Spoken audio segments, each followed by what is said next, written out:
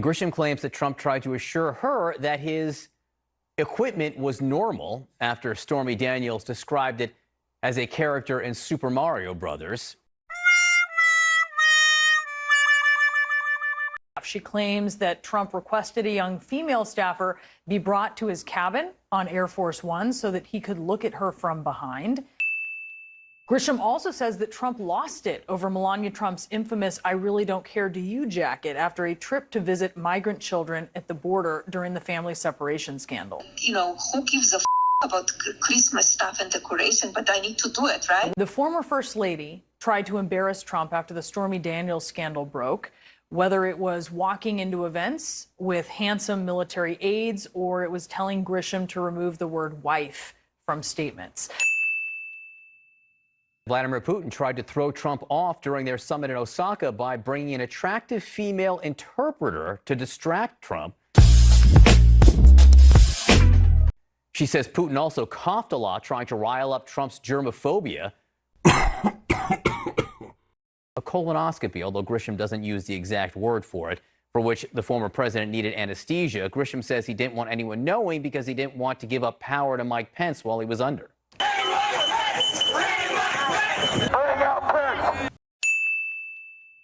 And she describes Trump's temper as terrifying, but that one staffer had a trick to calm him down. Memory, all alone in the moonlight, I can smile at the, yes, music from Cats. I had to sing it, not play it because of copyright issues. Sorry.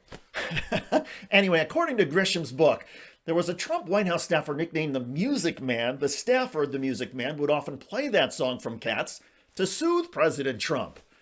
Wow. Hello, everybody. I'm David Shuster, and thanks for joining us. For the record, I like the musical Cats. It was written by Andrew Lloyd Webber and based on a 1939 poetry collection by T.S. Eliot. The musical tells the story of a tribe of cats called the Jellicles, and the night they make the Jellicles' choice by deciding which cat will ascend to the Heaviside layer and come back to a new life.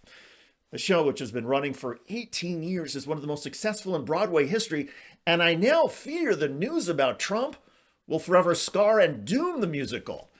But so it goes. Donald Trump is like a tornado that wrecks everything in his path.